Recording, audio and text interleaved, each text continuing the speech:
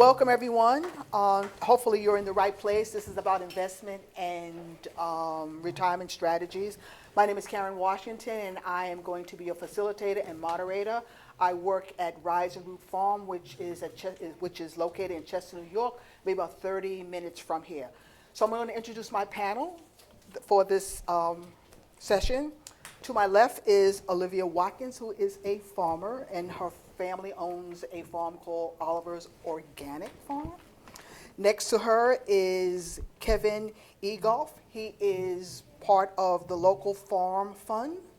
Next to him is Derryck, who is the CEO of Corbin Hill. And last but not least is Jocelyn Apicello, who is part of the Ecological Citizens Project. So welcome our panel for this discussion. Thank you. So before we begin, we want to sort of get a sort of pulse of who's in the room. For first of all, who in the room are farmers? Thanks. Who in the room are farming? Who in the room are investing? Who in the room want to invest? Every hand should be up. And so one thing, I'm going to just read this paragraph. So one thing that we can all agree is that farming is a lot of hard work. However, do we ever think about the part in terms of looking at farming in terms of self-care? Have we ever thought about investing in ourselves? Have we ever thought about what it takes to run a farm in terms of our future? So hopefully during this panel discussion, we will discuss some of the ins and outs of investing, some of the ins and outs of retirement, something you should think about, because do you think by the time you're all 65 and 66 that there will be Social Security? Raise your hand. So this is a good time to think about farming as a way of self-care, as part of your strategy if you want to start a farm. Because many of you, I see the twinkles in your eyes, and many of you never think about investing or retirement. So hopefully by the end of this session, you'll start thinking about it. So what I'm going to do is to have our farming partners here to sort of introduce themselves and tell you exactly what they do and how they're going to bring their expertise to the table. So I'll start with Olivia to my left. Hello, everyone. Thank you so much for coming today, and thank you for those who are watching live. My name is Olivia. I'm a young farmer. I came into farming through studying agroecology in college and did several work exchange sessions abroad in South Korea, New Zealand, and in New York. And then finally decided that I wanted to go into farming full time, and I first had my first full-time farm experience in Hawaii, where I did an apprenticeship training program. And after that, I did an apprentice program this past season at Soulfire farm in upstate New York. And I guess throughout this whole time, I had been trying to access trying to see if there are any different opportunities that are available out there for a farmer to learn how to run a farm business. And I found that it was very difficult to get that knowledge. A lot of farmer training programs that exist out there do a really great job at teaching you about the techniques of farming, but very few help provide you with context of what it's like being a small business owner, running a business in one of the most volatile industries in the world, and like what's the context and relationship to my small farm and the tariff wars that are currently going on between China and the U.S. So I started thinking about these things, and my family owns land in North Carolina, and we've had that land in our family for about 130 years, and it's currently operating as a timber farm. And I would like to expand that operation to include mushrooms and vegetables, et cetera. So as I'm preparing to go full-time into farming with my family's property, I'm beginning to ask myself these questions and think about these things and explore and invest in ways that I can be able to generate passive income for myself, so that way I don't have to 100% rely on my farming income to bring me self-sufficiency and financial freedom, or at least it just not be as difficult to worry about having to pay bills and things like that. So also upcoming for me, I'm currently in the Lift Economy MBA program, where they basically teach entrepreneurs, small business owners, how to create companies that focus on generating revenue in a way that is holistic and in a way that creates social change. And next year, I'm also going to be doing a 2-year MBA program at NC State to learn more about investment management. And given all these things that I'm doing, also realizing my identity in this country, I am a Black woman, and racial wealth gap, for every white family that owns $100, Black families own $5. So thinking about the context of the racial wealth gap and what I can do to start to fill in the gaps, given my privilege of education and given the privileges that I have of being able to even think about how to generate passive income. So I'm currently working with Mama Karen and Dennis Derryck and some other Black farmers, Black activists to create a community investing fund that supports Black farmers and centers Black farmers within the food system. Thank you. Kevin? Sure. My name is Kevin Egolf. I am one of the co-founders and the manager of Local Farms Fund. So I am not a producer. I am a farm financier, for lack of a better term. Local Farms Fund is a community impact investment fund that supports early stage farmers with land access. So what that means is we raise money from private individuals mostly that want to support budding farm entrepreneurs get land security. The investor group buys land and we provide lease-to-own arrangements to farmers. Right now we're focused in the New York City tri-state area, but this model has applicability outside and could be applied anywhere. What I'm trying to bring to this discussion today, I sit in the socially responsible investing space. And so I know we'll talk a little bit about that later, but I can bring in a perspective of someone who's actually sitting in that space and try and elaborate a little bit on what it means, what I see, and how people are applying their personal principles to their investing. Okay, thank you. Dennis? I'm Dennis Derryck. I'm the founder and president of Corbin Hill Food Project. And sometimes I'm humbled when I sit in front of a group like of this type that, I'm not a farmer. But somehow I convinced 11 people or 10 other people that they should put up money and that we should go out and buy a 95-acre farm and feed the community. And as the bank said to me when we went to ask for additional money, he says, you know a hell of a lot about financing, but you know nothing about farming. But you have to understand, as long as you're willing to put up collateral, banks will give you money. Okay? So the fact that we knew nothing about farming in and of itself.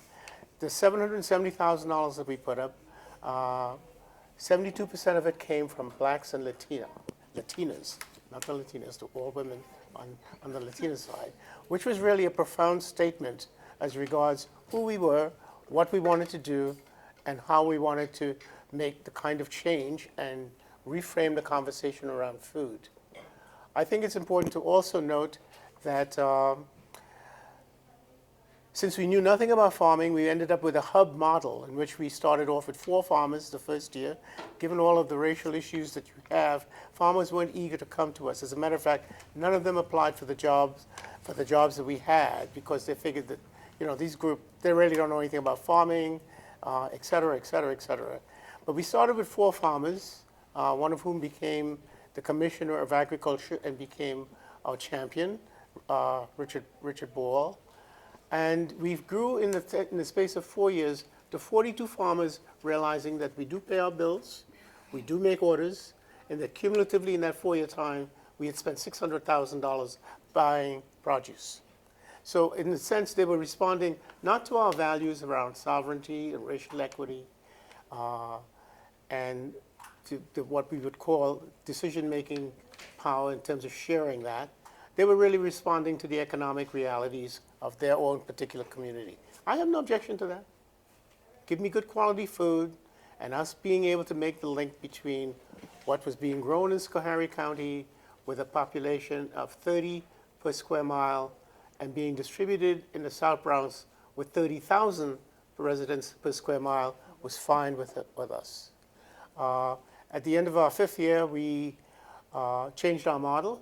We were given about $500,000 between the state and someone else to grow our own hub, to build our own hub, and we decided that we did not want to do that. That what we really wanted to do was to stay on mission, and that is to move towards serving those low-income folks that no one was really spending the time or putting in the effort to serve in our communities in the Bronx and Brooklyn and Manhattan. And so we returned the money. Don't ever do that, folks. Okay? But we actually returned the money. We've now just gone through a theory of change in terms of what our real vision was, and that is building community wealth.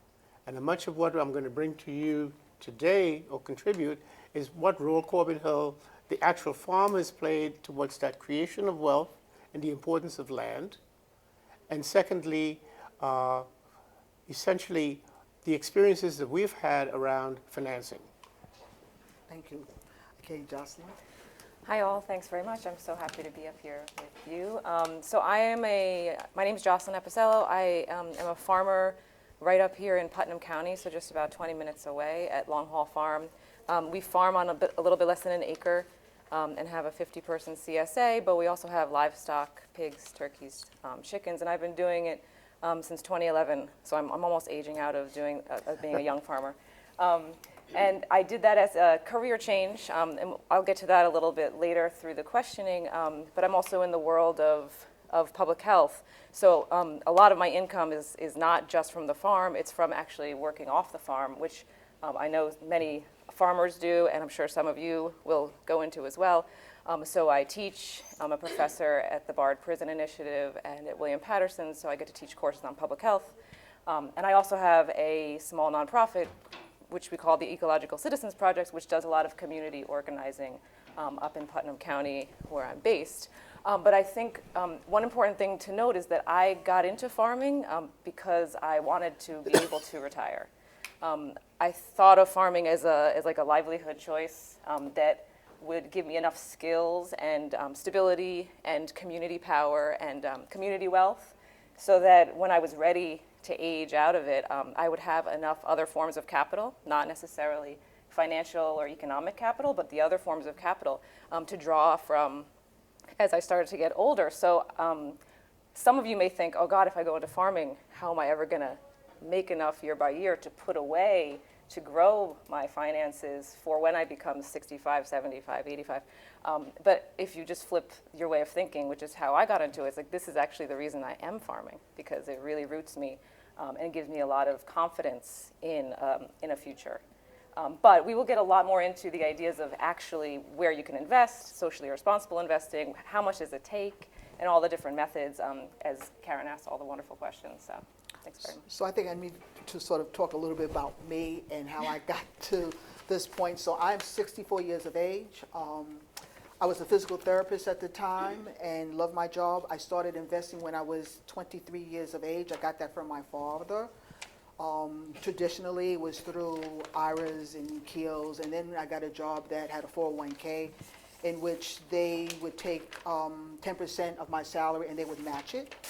Unheard of today, but at the age of 60, I decided, you know what, hey, I made a nest egg and I'm going to retire and follow my dream in terms of farming. And so last year I came here and was discussing some of the barriers and some of the questions that a lot of you brought at the table, and a lot of it was the fact that no one is talking about investing. You know, I see the twinkles in your eyes, but no one is talking about investing, so that at the end of the day, if you're farming for 5 years or 15 years, you can walk away because you saved something. Instead of thinking about buying the land and putting money in the land and infrastructure, and at the end of the 5 or 15 years, you walk away without anything. So now we're trying to start at a young age for you to start thinking about it as part of your mission as farming, as part of it as self care and self-reliance. So the first question I want to pose our panelists, because Kevin, you talked about socially responsible investing, and that's something that people hear about. So let's start with that question. So what is socially responsible investing?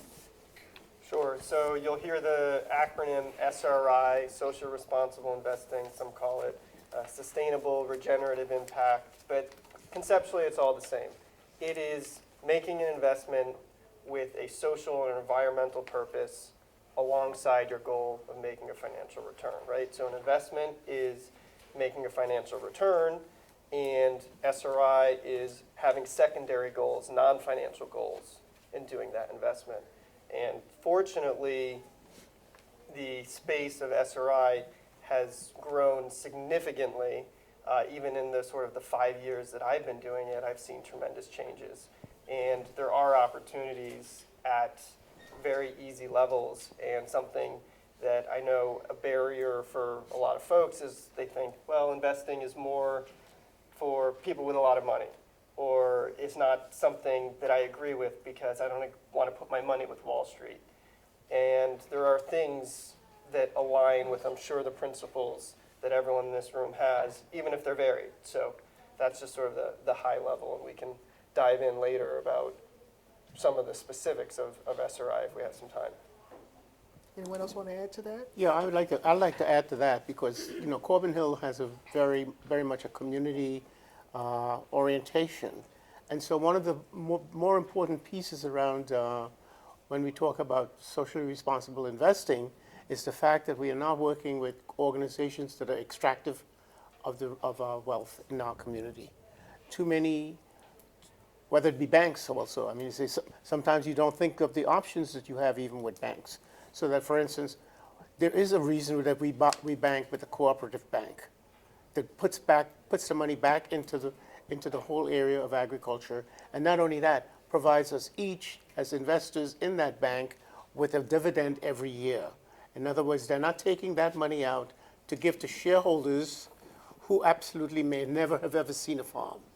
Okay, as we have in the classic case of shareholders in corporations, where the corporation is working for their profit and so forth. Co-op banks represent a very different format, and credit unions, and a number of these that we will probably rest in the day in terms of who we want to deal with. So our major criteria when we talk about social responsible investment is that the organization, the financial organization that we're working with, is not extractive of the community resources. And I think something to add to that, what Jocelyn was starting to talk about in terms of different forms of capital, socially responsible investing also takes into the multiple different types of wealth that we have within our communities and in our societies. So right now we live in a society that values financial capital, and you can exchange goods and services for financial capital, but there are also other forms of capital like cultural capital, natural resources capital, intellectual capital, community capital, family capital, and being able to shift your mindset into thinking that, okay, just because I don't have $1 million in my bank doesn't mean that I am not wealthy. And there are other ways that I am wealthy. I have social capital where if I need something, I can exchange goods and services with other people, et cetera, et cetera. I want to bring you into the conversation, Jocelyn, because at the table we talked about ways you're looking at in terms of investing, in terms of land. Can you talk a little about land in your family and how you're using land as a tool for investing? Well, I think land is obviously a big one for farmers as you're starting out. How do you get access to it? Do you own it? Do you lease it? This is probably, right? I mean, is it like one of the number one questions you might have for yourself is how do I acquire that? How much do I need? Where is it going to be? In my case, I happen to have a 401k and a job that that I was paying into my 401k matching, and I decided to quit that job and move down to Argentina for a year or two with my new husband at that moment, so that we could just kind of reorient ourselves and figure out how we wanted to structure and fit into this world. And I happen to live on a biodynamic farm and became inspired by the kind of lifestyle, which then brought me back to the U.S. and I wanted to become a farmer. And luckily, I also have family land, like you were speaking about. So we happen to farm in Putnam County on my husband's family's land. We lease that land. We lease a small amount of land. You don't have to have acres and acres, which many of you, I'm sure, can talk about. We farm on less than an acre. But it's an important part, I think, of our older age thinking is that we will be able to still have that wealth and underneath our feet, so that we can continue to grow and build our family and community. But I do think, related to the investment and the socially responsible investment, even though we'll stay on land, I want to make another quick point: is that in this country, especially, and in these times. It's actually not, people do not try to encourage socially responsible investing. Like, in fact, under the Obama administration, he said, let's try to shift up what 401k plans and 403b plans and those type of plans in employment agencies we're doing. Let's try to shift a little bit to the social side. And he put in a directive to try to consider maximizing things other than economic profit. And there's been pushback from the Department of Labor since then, saying, actually, that's not responsible. There's a fiduciary responsibility of these investment funds, money market funds, investors, investment companies that you go into, to maximize economic profit. So if you do want to do socially responsible investing, which of course there is, the culture is not caught up with you yet to want to do this. And so you feel a lot of pushback. You get people like probably your parents and your friends doubting your choices. But I think it's important to really stick with it and realize that there's more forms to wealth than just growing the nest egg, while the nest egg, of course, is important. So I also want to bring to the conversation about, back in the day, a lot of us weren't able to go to like banks. And so a lot of us did, we call like susus. Susus. How many of you know about susus? Raise your hands. How many? Just one. Ooh, Wow. Okay. So back in the day, when people did not have money, they call it sort of a pyramid scheme. People pulled their money together. So say, for instance, if you wanted to buy a house for like $20,000, you would get 20 people, and people would put their $1,000 in, and that would buy that house. And then the next month, the person will take that $20 and so that's what people did. It is still happening. I know this is on live stream. It is still happening, but people use the susu in order to develop economic power. Also bartering. I mean, back in the day, when you didn't have money, you use your resources, what you had, to barter.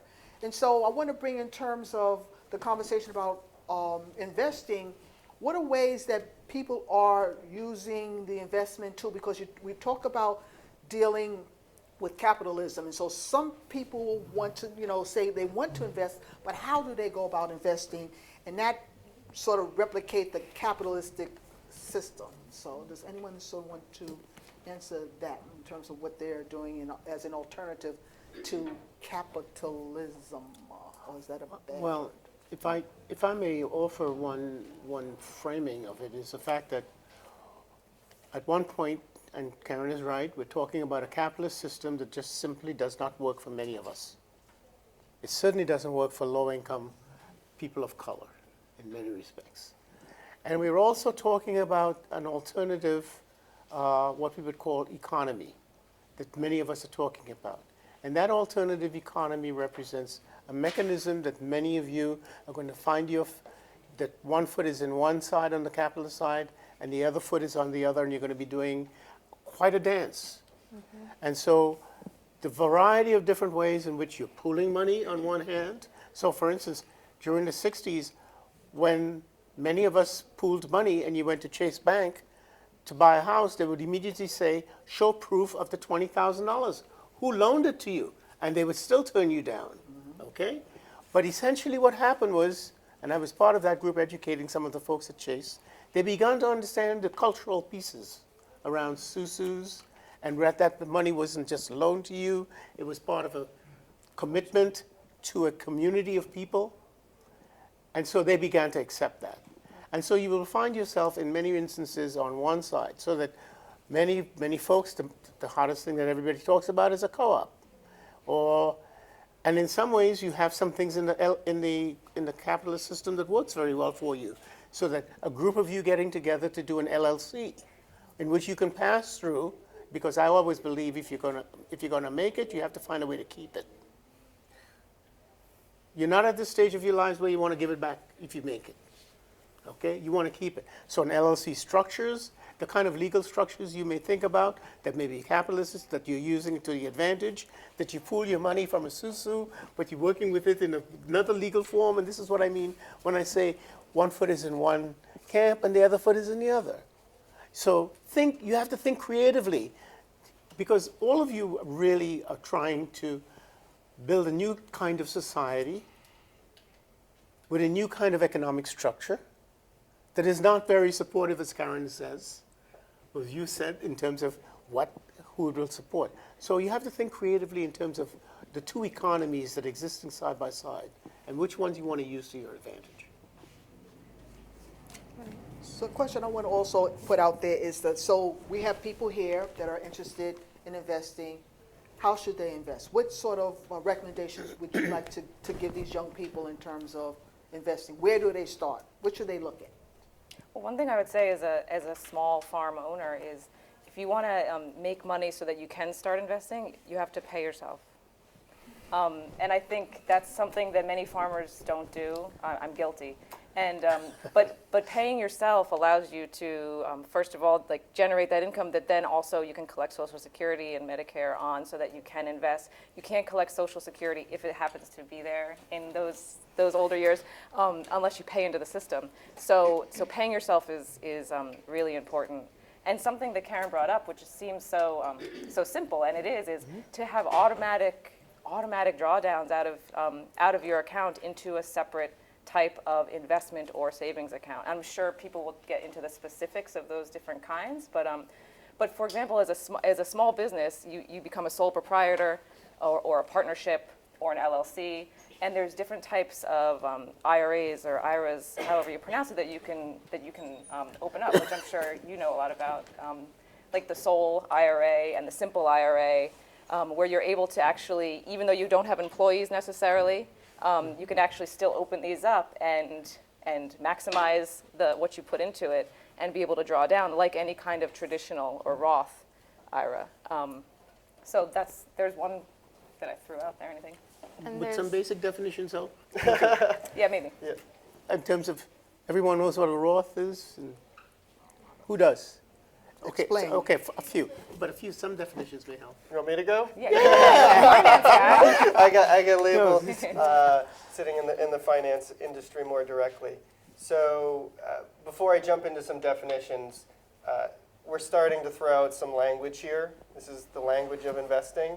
And just like anything else, you have to take a little bit of time to learn about it. You don't need to master it, fortunately. You just need to understand enough to make appropriate decisions to make the next steps. Once you make the first step, the second step will be more apparent, and then the third and the fourth, and then you're going to be in a much better position. So what we were talking about, some of these acronyms are individual retirement accounts.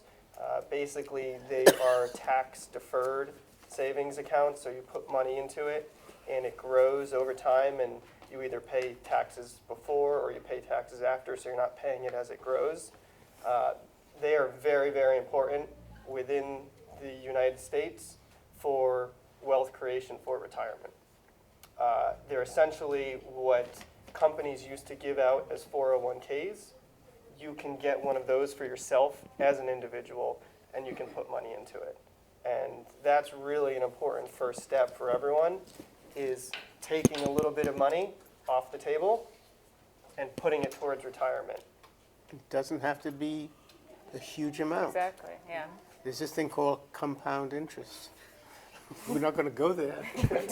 But I'm just saying to you, it doesn't have to be a huge amount. Everybody thinks, man, I got to save this. I've got to, maybe you have to put $500 in. Nope. Right. Go ahead. Yeah. Another important thing which touched on what Olivia said, but business skills. So investing applies to your business as farmers, and it applies to you personally. And there's commonalities between those two. And you start to get the language of one, you're getting the language of others. So there's value in taking time, investing energy to learn about investing for your business. And you sort of have to take that same approach. One sort of on a specific level for farmers, you need to think about your current situation. Specifically, do you own land and do you lease land, or do you lease land? And if you own land, you are investing already, because that is generating value for you in the future. If you lease land, any money that you put towards that land could be gone as soon as you lose your lease.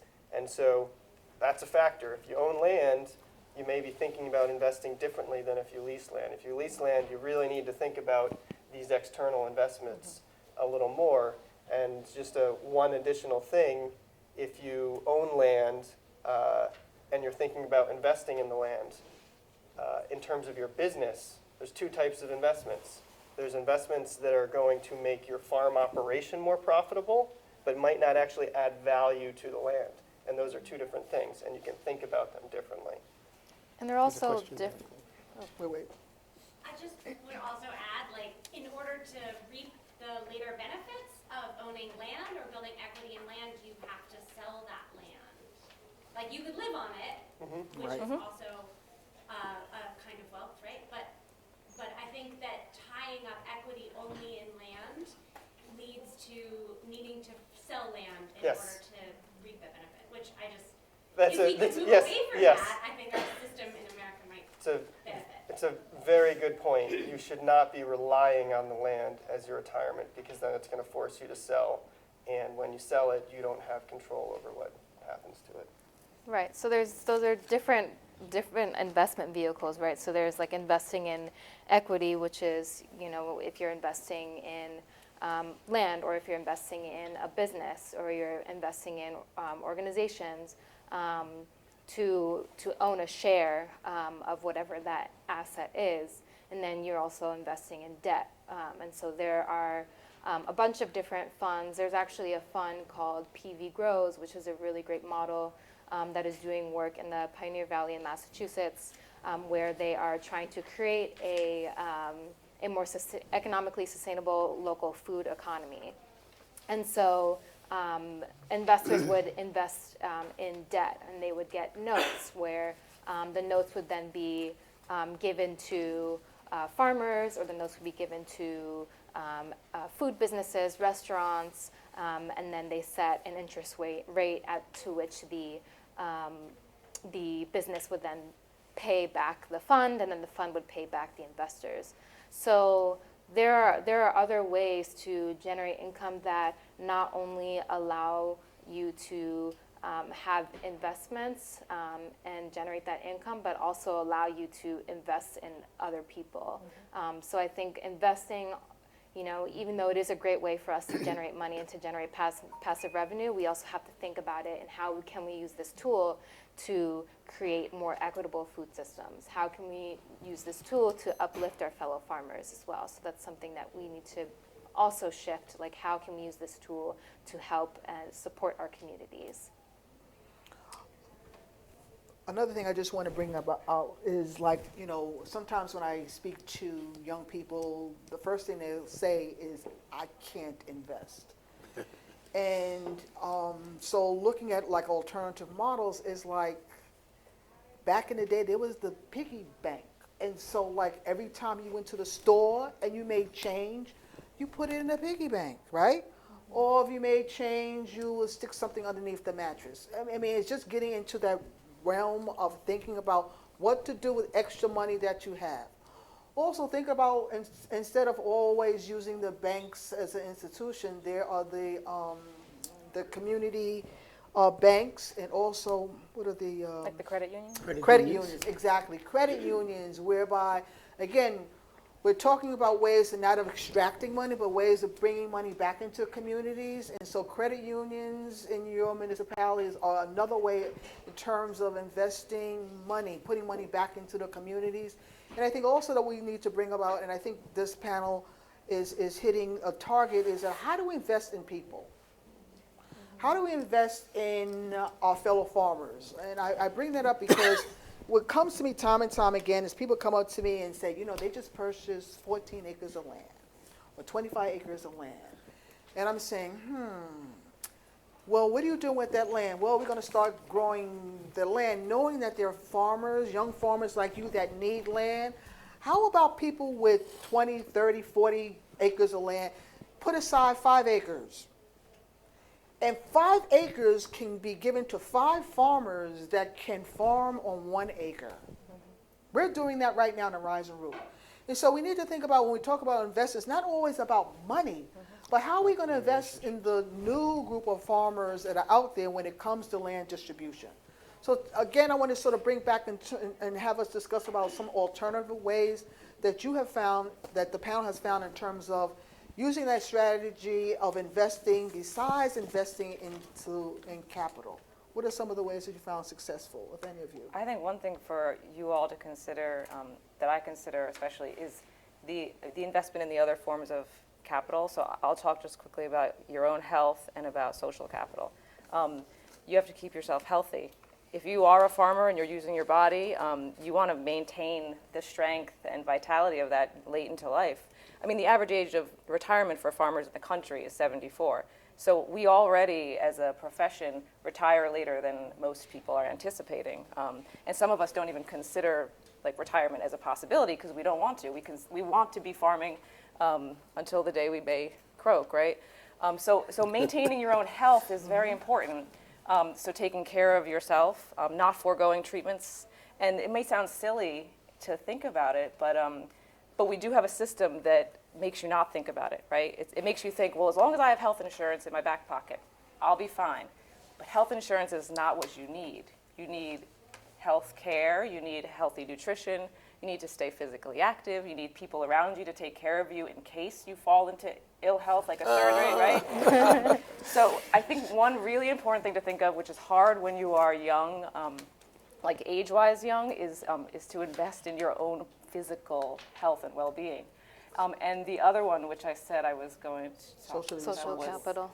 social capital. So I know many people in my community who are older, and they have a lot of economic wealth, but they do not have any friends or family surrounding them. I mean, they call on me as a local farmer, as a community person, to help them, which I'm happy to do, and they have all the money in the world that they could need, but they really are not happy, they're not vital, and they're not living their older years or their final years in any kind of capacity that I would want to, or that they actually want to. And so investing in your community, which you guys have already spoken about, is so important. So millennials, which most of you are, even Gen X, we jump around. We don't stay in the same place. We don't invest in our community. It's different than the baby boomers. Baby boomer. And so thinking about maybe returning to the values that baby boomers can teach us about returning to your family, or returning to a community and really sticking there to try to make it work so that you have someone taking care of you when you're older. It seems so far off, but it's worth thinking about those two, I think, aspects. And if you want to add before I turn it over to the audience. I guess I'll add off of that as a millennial who, when she graduated college, was like, I'm going to travel the world and go visit different places and get as far away as possible as I can from my family.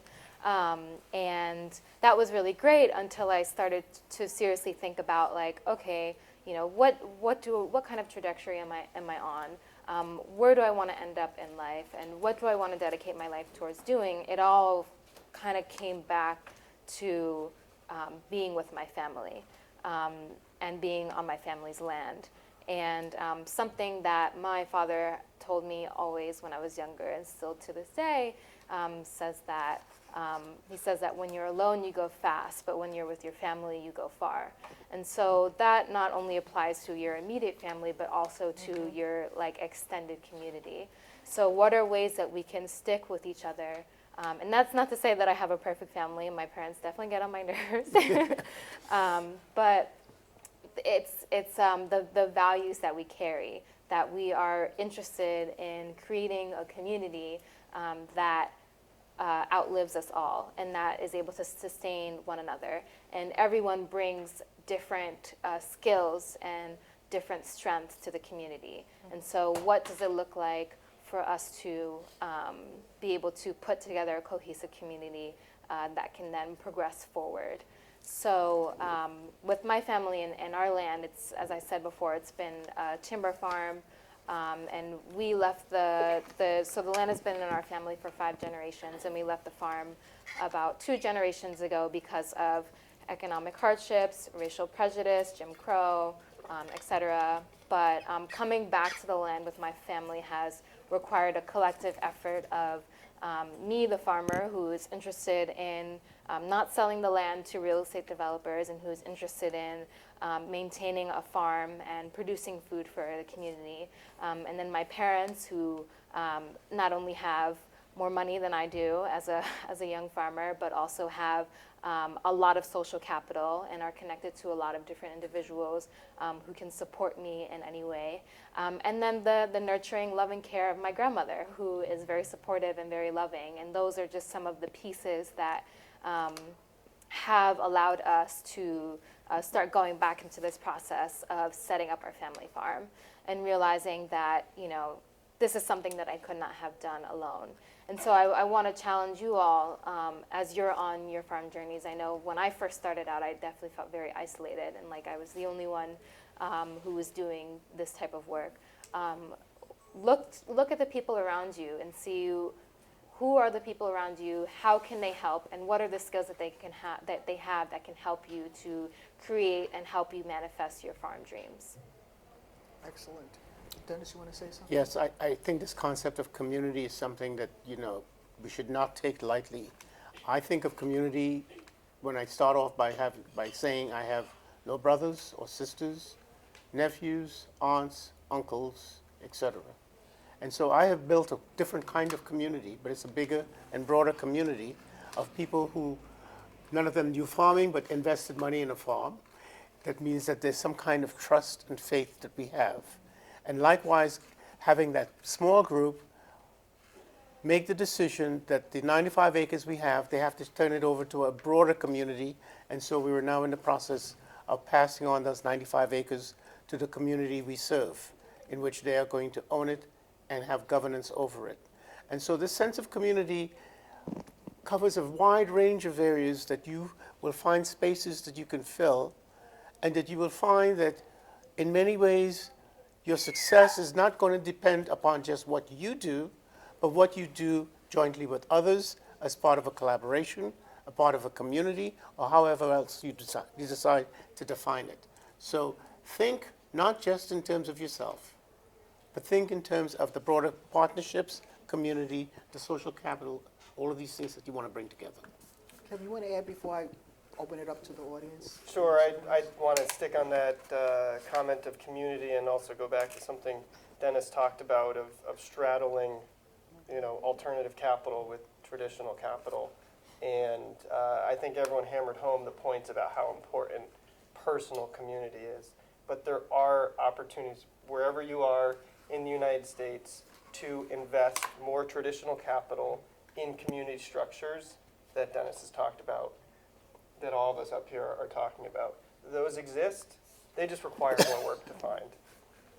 Olivia talked a little bit about PV Grows in the Pioneer Valley, central Massachusetts. There are community capital funds where you can invest and get a small return. Those exist in pretty much every state, every community. There are those opportunities. You just can't go to a traditional person because they're just going to tell you to invest in IBM or Apple. You have to dig deeper to find that. There's also something that I want to mention that was created by Soulfire Farm called the Reparations map.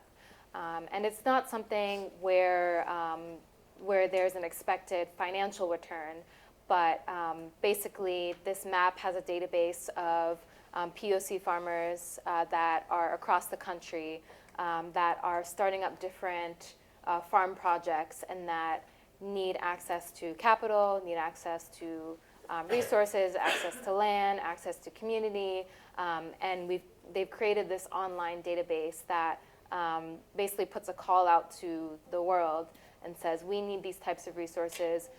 What is the sort of wealth distribution redistribution that's going on to help that happen?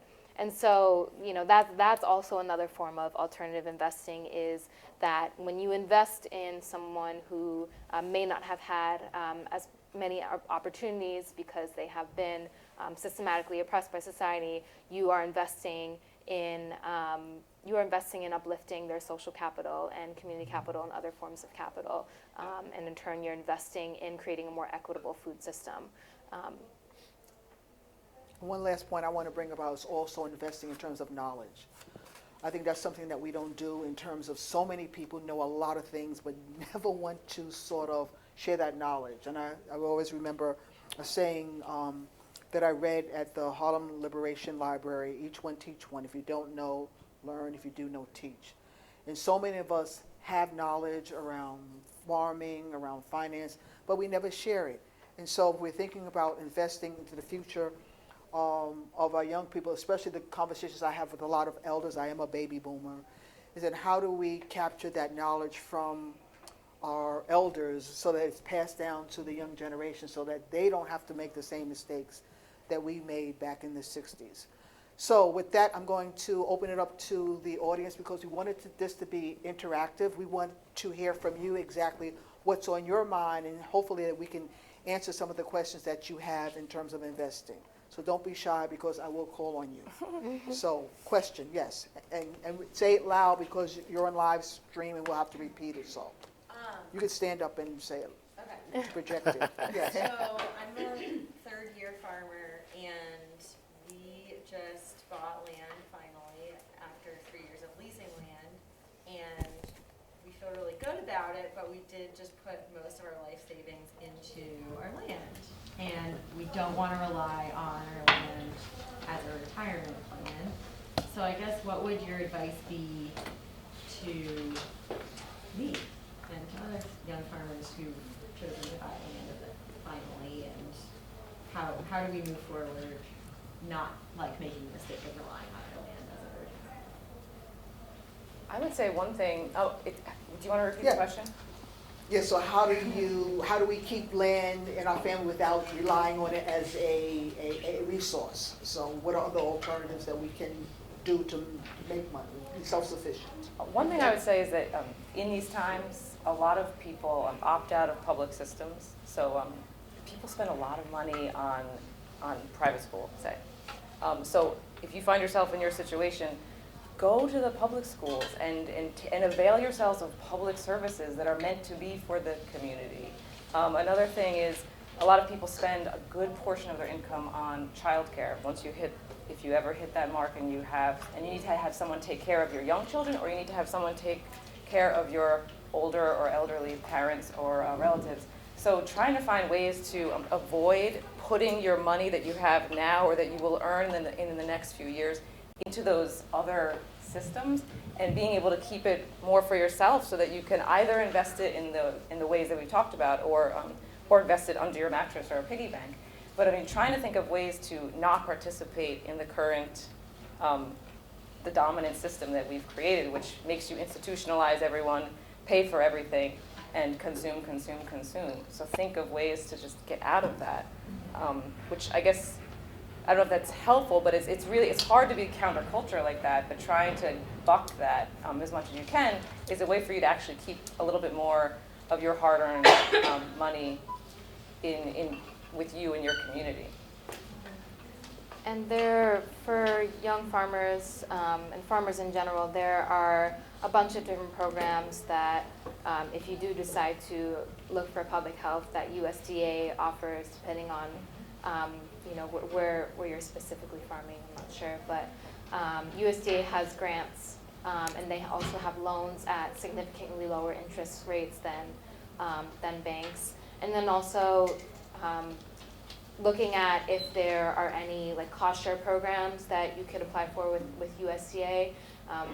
If basically, I don't remember the ratio, but USDA will pay for a percentage of if you want to buy a high tunnel, and that will basically subsidize the cost for you. And then also, like we were talking about, there are different community investing funds that invest in farm businesses. So if you could find a fund that is within your area, or even a national fund, and if you are open to accepting investor money to at least help you get yourself off the ground, I would highly suggest looking at that alternative, because it would be, you know, vastly different than, say, you trying to get money from a venture capital fund, which is like the most aggressive type of investment vehicle model that there is. And you know, these funds are interested in supporting you and uplifting you. So yeah. Where do you live? North Carolina. Okay.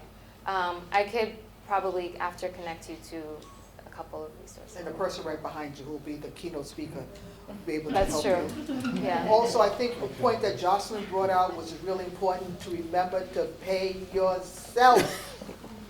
You know, if we don't pay ourselves, forget it. So get into that framework, that mind frame of paying. Yes. One additional comment on the paying yourself, and it goes back to hopefully something that everyone who's running their farm business is budgeting. Mm-hmm. Budget your retirement, you know, even if it's $50 a month. Just say, I'm going to put in 50, and it's there, it's on your budget, and you're going to try and hit it, right? If you don't put it in your budget, it's not going to happen. So you just have to take that mental step. And probably at first, that's just going to be putting in a savings account. Hopefully you put it in a community bank that's supporting other farmers, not a big bank that just loans to big businesses. So then it's a socially responsible investment. You just made that investment socially responsible because you actively chose to put it in a community bank because of its social and environmental impacts. Right. And something, sorry. No, that's the first step. Put it in the budget, put it in the bank. And then once you have enough money, then you can start looking at some other stuff. Something else that I would also suggest, and like you were saying about a savings account, what I personally do with my money that I am still kind of figuring out where I want to invest it is I put it in a savings account that has a really high interest rate. So currently the highest one that I found is Ally Bank. It's not super high, but it's a place where I can put my money and then I could make, you know, like a couple $100s a year just by having it sit there. I think that is a great way for you to be able to, and I don't have that account hooked up to any of my other accounts, so I'm not tempted to, you know, pick out of that account just in case I like need something extra. But having a space where you can put that money away in a low risk savings account that will generate you at least some form of interest income. Question? Oh, I just wanted to share something about saving money. In Stand up, Minneapolis, there's an organization called, and I don't know, there might be others like it in other states, but in Minneapolis we have an organization called the Land Stewardship Project. And they have several programs of where you kind of graduate into the more you go. And so one of the last program is the Journey Person course, and in that one they partnered you up with a farm business manager and also like an experienced farmer, but on top of that they matched $2,400. And so that got me into the rhythm of saving $100 for 24 months. And at the end of that time I was able to get, but then I've continued to save that $100 every month. So for those on live stream, it's the Land Stewardship Project in Minneapolis. And your question, yes, in the back. How do you balance retirement, like saving for retirement, when you have like student loan debts to pay off? Like, do you do both at once? Do you focus on one more than the other? Just wondered if you had advice in that. So the question is, how do you balance retirement with student loans? How many of you have student I loans? was going to ask that question. Okay.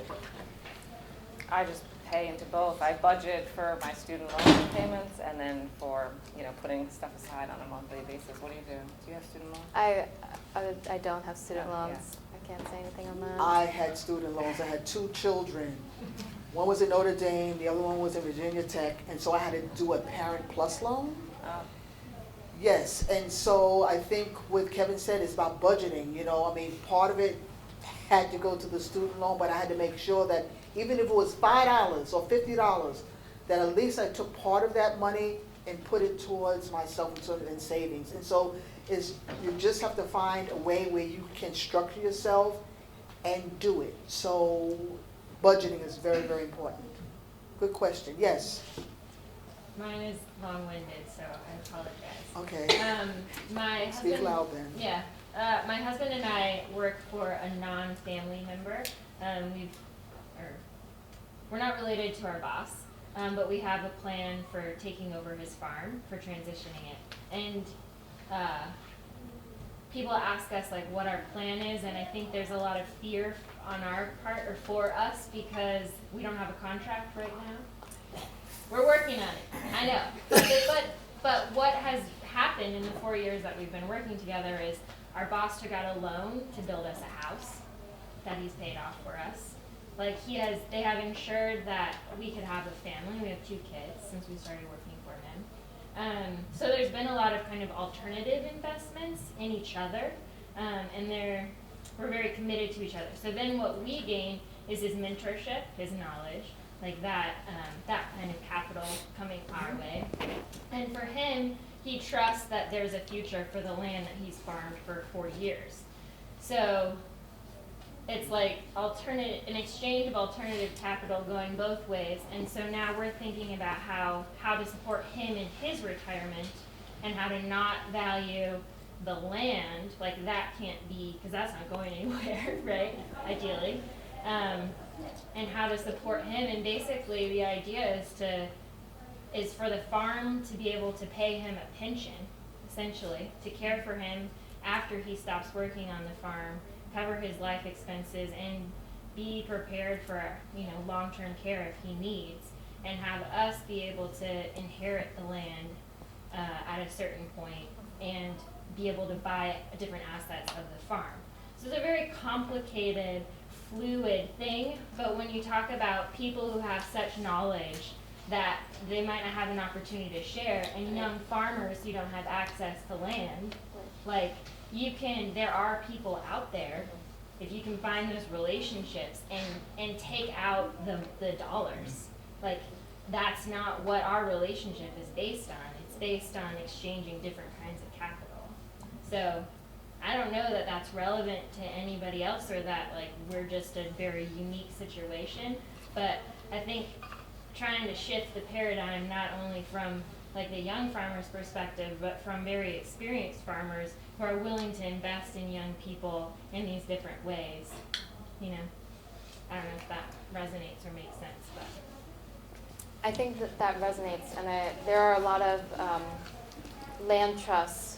I don't know much about the mechanisms that they're using, but there are a lot of land trusts that are helping to, because there's going to be a huge kind of, within the next 10 years, there's going to be a huge shift. A lot of the baby boomers and older are going to start to transition, and so it's, rather than having all this land be grabbed up by corporations, these land trusts are trying to use the land trust model to be able to transition land to young farmers. And so I don't know what the mechanics look like behind that, whether or not there's money exchanged, but I think what you're saying, there's something there with that looking at other ways, like rather than, outright purchasing land.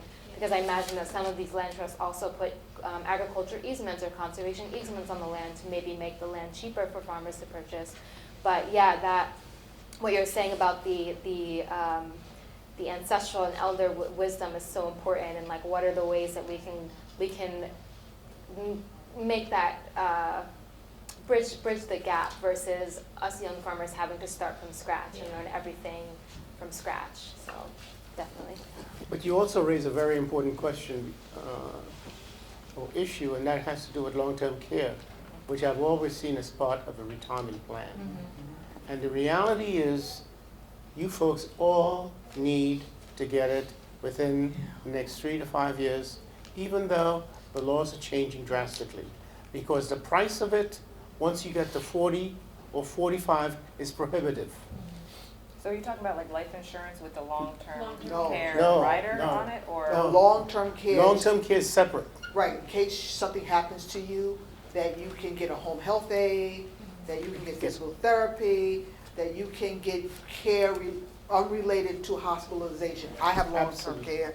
I have it. Right, so in the beginning, I was paying maybe $100, now I'm paying over $270 a month Right. for it. So again, perfect example and perfect good answer. Please look into it. I know none of you, I know you're all healthy and you're all getting ready for the next Olympics. And, you know, farming is one of the great ways to prepare for the next Olympics. Hard work. But please get it, because the 100 meters may become 110 meters and you only got to 100. And you need help to get to the 10 final meters. I want to make just one comment on your story about alternative structures. When you're dealing in sort of general investing area, you're confined by the limitations of the system. When you're dealing with another person, you are confined by your creativity. So if you do find a partner where you have that perfect match, don't be afraid to come up with something that doesn't look like anything else, but that works for both of you. If it's in two individuals, you can do whatever you want. You can come up with a construct that makes no logical sense to anyone in traditional finance, but makes sense to both of you. Great. And what you're looking for is a reverse mortgage. in the end, that's what you need, is a concept like that. Okay. Anyone else have a question? Yes. So I wanted to speak to what she was saying a little bit, actually, because I'm not a farmer, but I'm a small business person myself. And what you're describing is actually a very common way to transition a small business, because a small business, whether it's a farm or like an IT company like what we do, it's an illiquid asset. Like, it has a lot of value, but it's hard to find somebody to buy it. Sure. So if it's, you gotta find a way you can transition it into the employees, and this, not only for you to advance your next stage, but then all of you potentially for the future as you go to that next generation. So you gotta find people who work for you, who wanna run it. You find some ambitious kids that wanna take it over. There's guys who, when you come to the interview and or you see yourself in 5 years, I want your job, like, that's the guy you want. So, sorry, got lost there. So yeah, it's a very common way to do it. And that way, you take that value of the business or the value grow of the business, and then the people taking over, they keep that growth, and then you can have a bit of a retirement plan without worrying about, what do I do? Do I sell this? How do you sell the business versus just the assets of the business? And the farm, maybe a real estate developer wants it, but then it's not farm equity. So, one other thing is somebody's paid off their student loans. Actually, no, I haven't, because I have 3% interest. Why would I pay that off? It's free money. So balance look at all your debts, pay the biggest interest rate first. And if you have an investment vehicle that makes more than you're paying on interest, invest in that and pay the low interest as slowly as you can, because like I said, it's free money. I don't know, I think younger people now, that college loans cost a lot more than they did when I graduated. But just analyze all your debts and potential investments and balance those. Don't just rush to pay off the low interest. I think that's a good point, and it's especially thinking too of credit cards. Right. And some of you have put your college education on a credit card, right? And some of us haven't. And those interest rates are so evil and astronomical.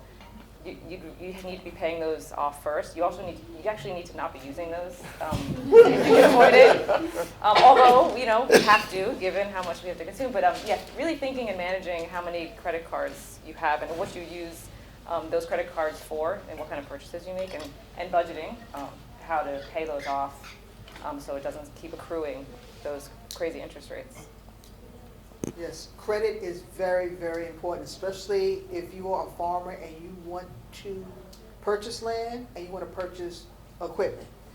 And one thing about a student loan, it doesn't disappear. Even though you may fall asleep and want to put it underneath a pillow, you've got to pay it off. And that's something that carries with you the rest of your life. So think about if it's possible to really sort of manage that student loan debt. I know it may be hard, but think about doing that.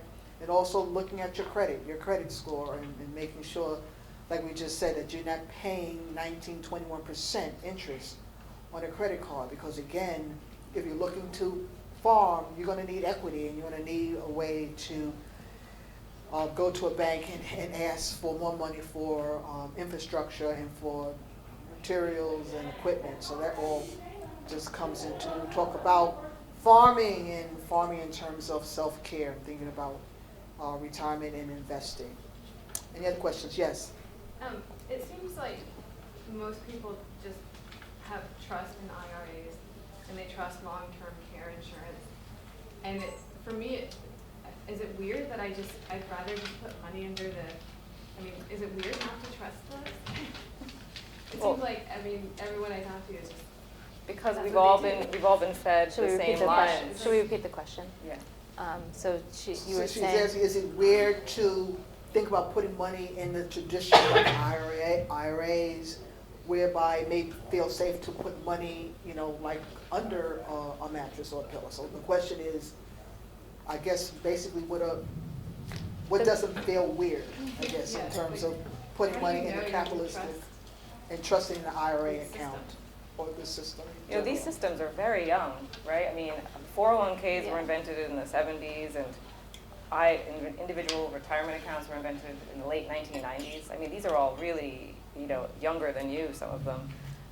So I don't know if you want to put all your trust in those.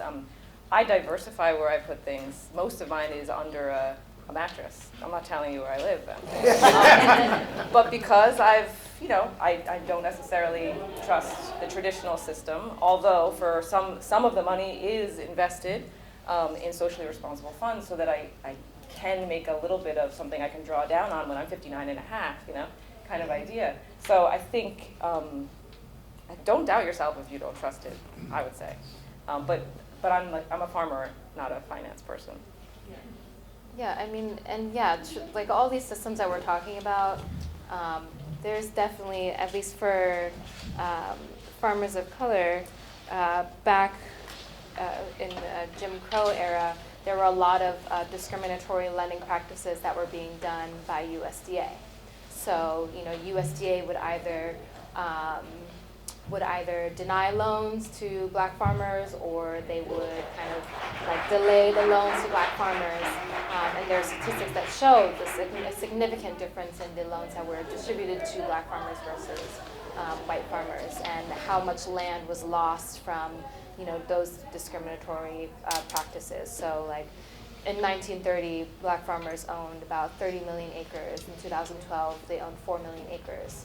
So don't trust these systems. They're here, and I think that using them in a way where we're aware of using them, but also the woman in the back is talking about these alternative systems that we can create amongst ourselves, and that goes back to the putting our trust in our communities instead, and what that looks like.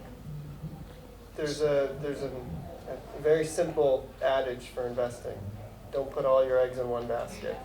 So, and that's exactly what Jocelyn said.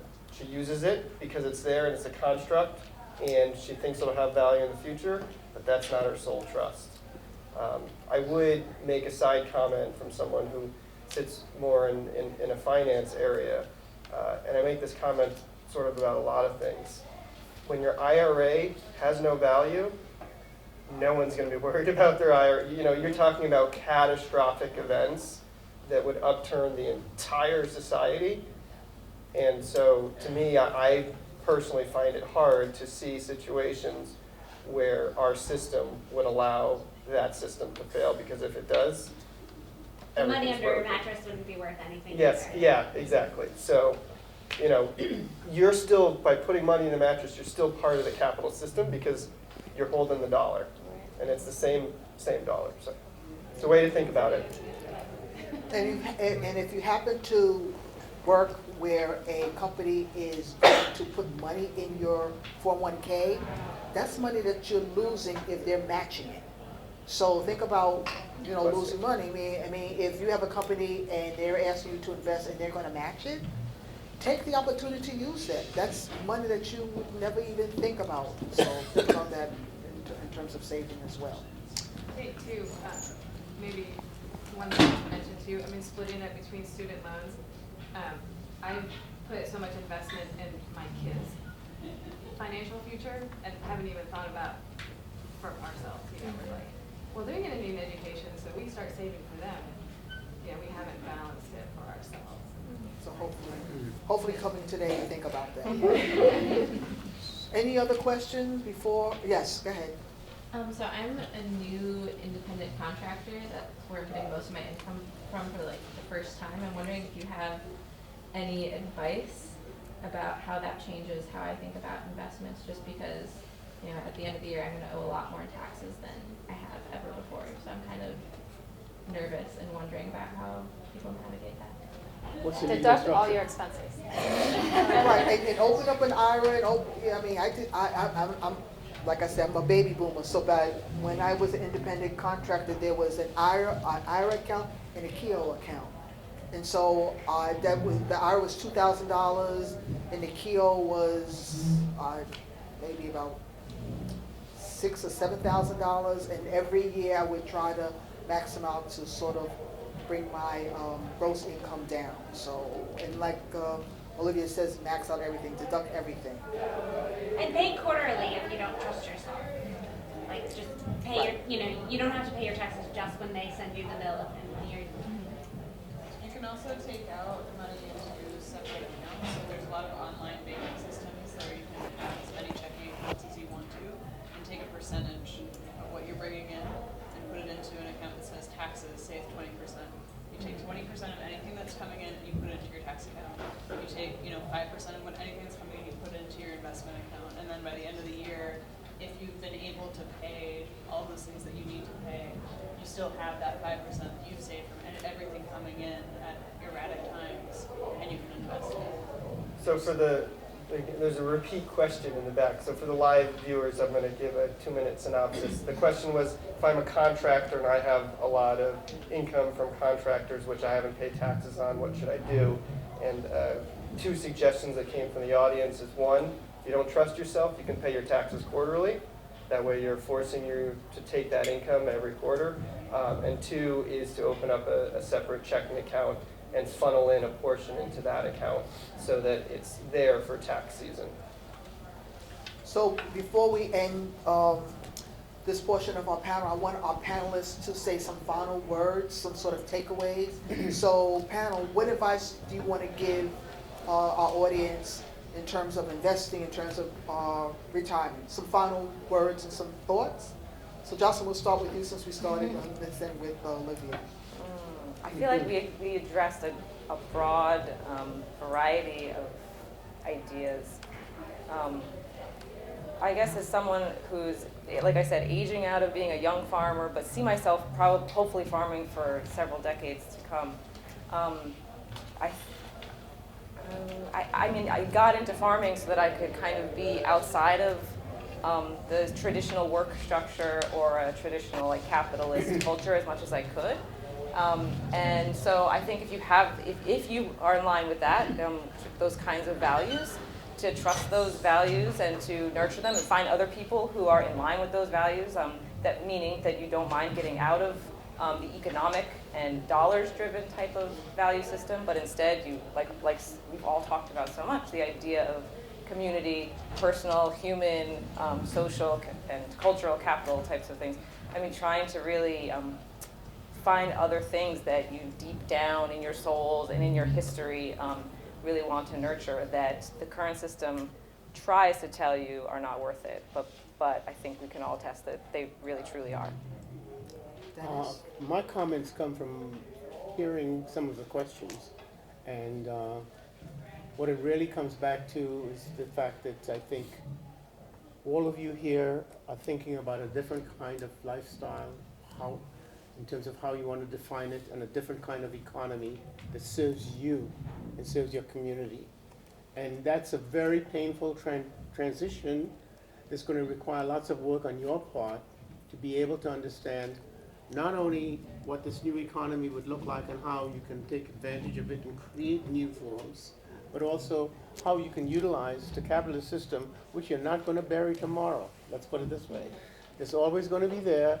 And so how you can begin to take advantage of the best of what it might offer, or the opportunity, together while you're creating your new systems. My parting comments are and I think everyone here realizes how important this is, this whole discussion that we're having. So make it some level of priority. Tell yourself, I'm going to spend 2 hours tonight looking at some community investments. If you don't prioritize it, it's not going to happen. Yeah, I think investment vehicles are vehicles that operate well within the capitalist system that we can use to create social change. And so looking at what are the funds and opportunities that are out there for us to be able to uplift and center marginalized communities and uplift and center our communities versus thinking of investing as solely in individual front. You know, when we think about investing, not only are there these vehicles that move financial capital, but where are the ways and what are the ways that we can move other sources of wealth and capital within our communities? Folks, y'all have been phenomenal. This is what it's all about. The future relies in your hands. And so if you don't start investing in yourself, there's no future for the next group of farmers. So take this time, the takeaway is to take this time to think about your investing in yourself as part of your farming development, as part of self-care. The panelists will be here. They brought their business cards so that you can also interact with them. And thank you so much for sharing this opportunity in terms of understanding the fullness of investing and retirement. So thank you so much for being here.